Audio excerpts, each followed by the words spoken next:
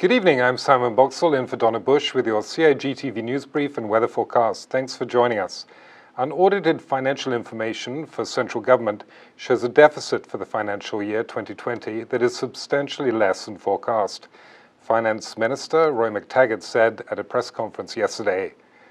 The unaudited financial results show that central government itself ended the 2020 financial year with an operating deficit of approximately $38 million.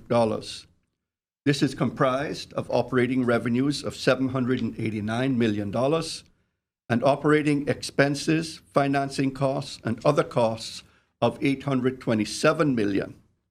It is particularly pleasing to report that the shortfall in revenue for the year was only $35 million compared to our budget. This, despite the shutdown of the second pillar of our economy, tourism, for 9 months of the year. Mr. McTaggart noted that despite a spend of $65.4 million on COVID mitigation, government's position was assisted by some revenue streams such as stamp duty exceeding expectations, civil service spending on personnel as well as supplies and consumables was also less than budgeted. This morning, Hazard Management Cayman Islands once again joined in the annual Carib Wave earthquake and tsunami simulation exercise to enhance the Cayman Islands' preparedness for this type of threat. As part of the exercise, HMCI tested the National Emergency Notification System's radio interrupt function. A test radio alert was issued across all local radio stations around 9 a.m. In addition, approximately 75 volunteers from the community will take part in stress testing, an emergency alert mobile application, which is currently in development as part of phase 2 of the National Emergency Notification System. So with all our exercises, we at Hazard Management try to ensure that our response is as effective as possible. With the implementation of the NENS phase 2, which is the mobile app, we will be doing a survey based on the exercise we had today to ascertain how many persons have received the notification by the SMS or by the mobile app. So from the response we get, we will know how to go about improving our response as it relates to any emergency that will be initiated by the mobile app. HMCI also encouraged residents, local businesses and school students to join in by practicing their own earthquake and tsunami plans on the day. Since the last major earthquake on January 28th last year, Hazard Management's been working very closely with the Ministry of Education, the schools themselves. We've been reviewing plans. That's actually now something that's actually mandatory for all schools to have their plans reviewed by Hazard Management Cayman Islands. We've also been looking at the muster points. And so this has helped make us more prepared. But this exercise, again, is an opportunity for the schools to think through what they're doing, for the kids to practice, the children to practice what they do in response to an earthquake and what they do in the immediate aftermath after the shaking has stopped. So this is helping to build a muscle memory. Overall, it's going to help make children safer in the Cayman Islands. And it's going to give the senior administration of the schools and even the parents probably a better understanding of what they need to do and what they should be thinking about if we're faced by this threat. It happens very infrequently. The risk is probably quite low, but it could happen. So we have to actually think through what our plans are. Everybody should have a family plan, but the schools are particularly important. They're our future, so we really just want to make sure that they are ready for this sort of thing and they know what to do to stay safe. Tomorrow, we'll bring you more details of HMCI's plans for developing the National Emergency Notification System and ensuring the resilience of the Cayman Islands community from natural and man-made hazards. Hundreds of students from public and private high schools on Grand Cayman and Cayman Brac came together for this first day of Intersecondary Sports Meet at the Truman Bodden Sports Center today. We'll bring you details from both days of competition early next week. Turning to the weather, the synopsis calls for fresh, strong northeasterly winds. Rough seas will continue across the Cayman area for the next few days in association with a strong high-pressure system of the southeastern United States. Additionally, cloudy conditions are expected to linger in our area due to a stationary front across Jamaica. Radar images show scattered showers around the Cayman area, and it's moving west. This evening there will be partly cloudy skies, becoming cloudy at times, with a 30% chance of passing showers. Temperatures will fall to the low 70s. Winds will be northeasterly at 20 to 25 knots with higher gusts. Seas will be rough with wave heights of 6 to 8 feet. A marine warning remains in effect.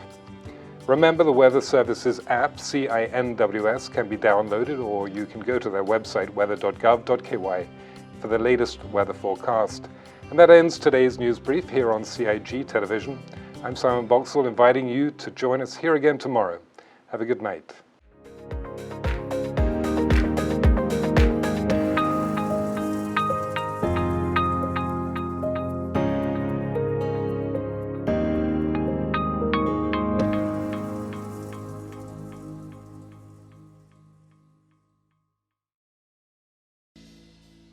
Grooving On is a positive song. You might want to tell them how you feel about that one, because it's just about, if you have to make a change, there's more than one way to do it, but go ahead and do it. Make your change if you have to. That's basically what I get from the song Grooving On.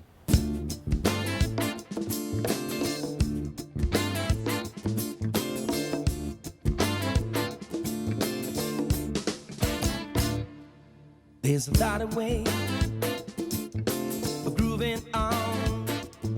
There are many ways to be strong. There's a light for me to shed away.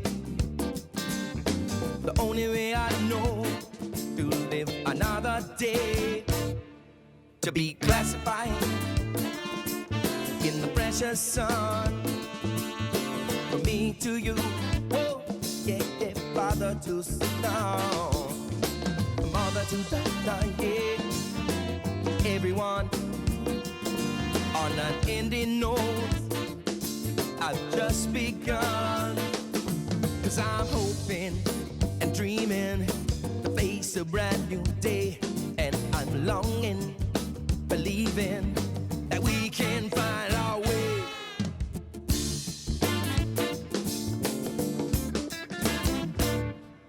There are many ways to open our mind.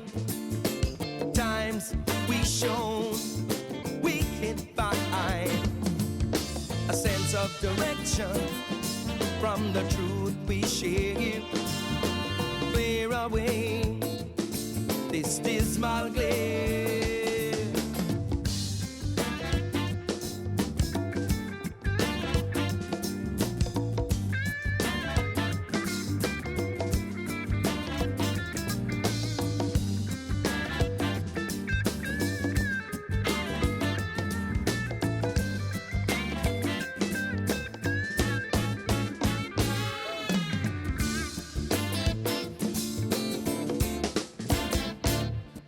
There's a lot of ways of grooving on.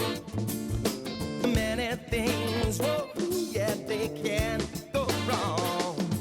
These times, whoa, these times, do you mind? I care.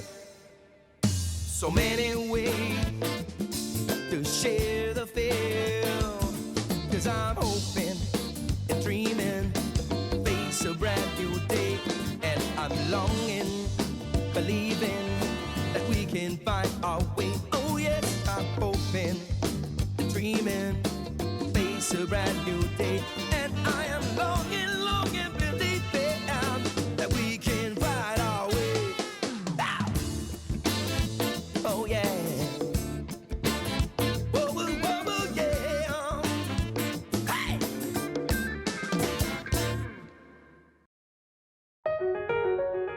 Did you know that walls, fences located along the road require planning permission no matter the height? You should check with the department, as a planning and permit application may be required.